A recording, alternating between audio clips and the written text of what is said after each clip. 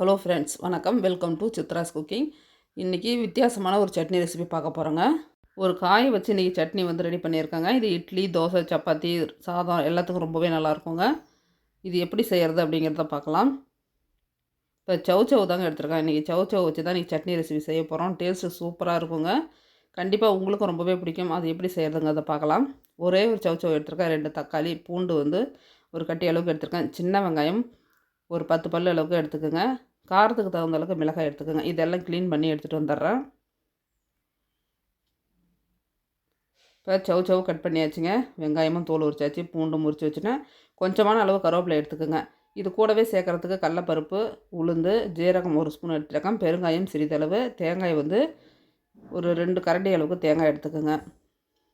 இப்போ உளுந்தும் கடலப்பருப்பும் அளவு பார்த்தீங்கன்னா 3 டேபிள் ஸ்பூன் அளவுக்கு நீங்கள் எடுத்துக்கலாம். ஒரு சௌக்கு கடலப்பருப்பு 3 டேபிள் ஸ்பூன், உளுந்து வந்து 3 டேபிள் ஸ்பூன், ஜீரகம் 1 டேபிள் ஸ்பூன் எடுத்துக்கோங்க.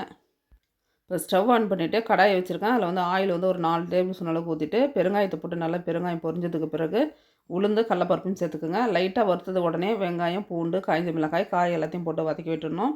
நம்ம ரொம்ப நேரம் பருப்பை வந்து வறுத்துட்டோம் அப்படின்னாக்கா நம்ம வெங்காயம் தக்காளியெல்லாம் வதங்கும் போது என்னன்னு கரிஞ்சு போயிடும். அதனால் நீங்கள் பருப்பை தனியாக கூட வறுத்துக்கலாங்க. அப்படி இல்லைன்னா ஃபஸ்ட்டு நம்ம பருப்பை போட்ட உடனே காய்கறியும் அதில் சேர்த்து நல்லா வதக்கி விட்டுடுங்க.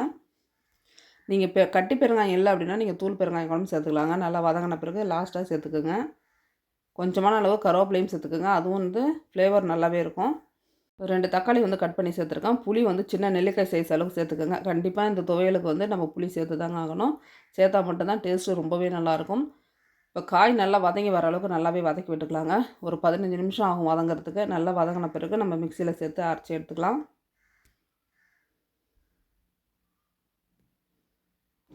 டேஸ்ட்டு பார்த்திங்கன்னா ரொம்பவே சூப்பராக இருக்குங்க சட்னி. இட்லி, தோசை, சாதத்துக்கும் ரொம்பவே நல்லா இருந்தது. நீங்கள் சப்பாத்திக்கும் வச்சுக்கலாங்க.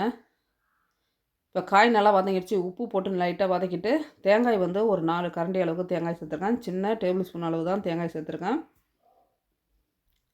சேர்த்துட்டு லைட்டாக 2 வதக்கிட்டு ஸ்டவ் ஆஃப் பண்ணிடலாங்க. இப்போ நம்மளுக்கு வந்து காய் நல்லா வதங்கி வந்துடுச்சு. இப்போ மிக்சியில் போட்டு அரைச்சி சட்னி வந்து ரெடி பண்ணி தாளிப்பு கொடுத்துக்கலாம். ஒரு சௌ தாங்க எடுத்துருக்கேன். இந்த சட்னியை வந்து 4லேருந்து 5 பேர் வரைக்கும் தாராளமாக சாப்பிட்லாங்க. அந்தளவுக்கு சட்னி நம்மளுக்கு அதிகமாகவே வரும்.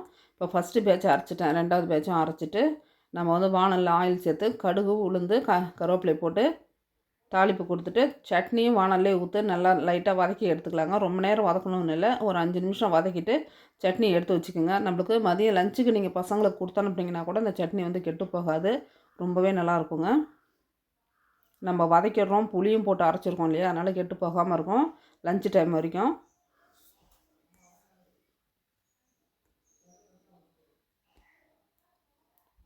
ஒரு 5 நிமிஷம் அப்படியே மூடி போட்டு வதக்கிட்டு எடுத்து வேறு பாத்திரத்தில் மாற்றி எடுத்து வச்சுக்கலாங்க.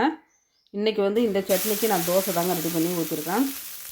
ஸ்டவ்வில் தோசை கல் வச்சாச்சுங்க. தண்ணி ஊற்றிட்டு கல் நல்லா காஞ்சிதான்னு பார்த்துட்டு தண்ணி ஊற்றிட்டு நல்லா துணி போட்டு தேய்ச்சிடலாம், எண்ணெய் துணியை. இப்போ மாவை ஊற்றிட்டு நல்லா ஒரு கிண்ணத்தை வச்சு தேய்ச்சிங்க அப்படின்னா நம்ம கடையில் வாங்கக்கூடிய ரோஸ்ட்டு மாதிரியே தோசை சூப்பராக வருங்க. இது இந்தோலியம் தோசை கல் தான். ரொம்ப வருஷமாக இதை வச்சு நான் ஊற்றிட்டுருக்குறேங்க. தோசை அப்படியே பேப்பர் மாதிரி சூப்பராக வரும். மாவு வந்து நம்ம அந்தளவுக்கு கரெக்டாக அரைச்சி வச்சுக்கணும். எல்லா மாவுலேயும் பேப்பர் மாதிரி தோசை ஊற்ற முடியாதுங்க. அதுக்காக மாவு வந்து நம்ம பக்குவமாக அரைச்சி வச்சா மட்டும்தான் இந்த பேப்பர் தோசையெல்லாம் ஊற்ற முடியும்.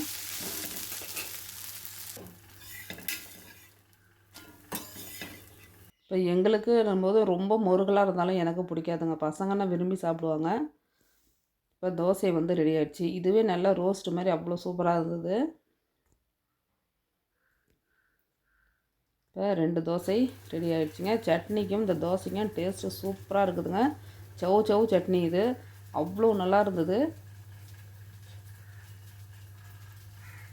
மேற்கத்தி சைடெலாம் இதை வந்து சீமை கத்திரிக்காய் அப்படின்னு சொல்லுவாங்க. நம்மளாம் வந்து இதை சௌன்னு சொல்லுவோம். இது சாம்பார் மட்டும் இல்லைங்க, சட்னி அரைக்கலாம், கூட்டு வச்சிங்கனாலும் ரொம்பவே நல்லாயிருக்கும் பாசிப்பருப்பு போட்டு.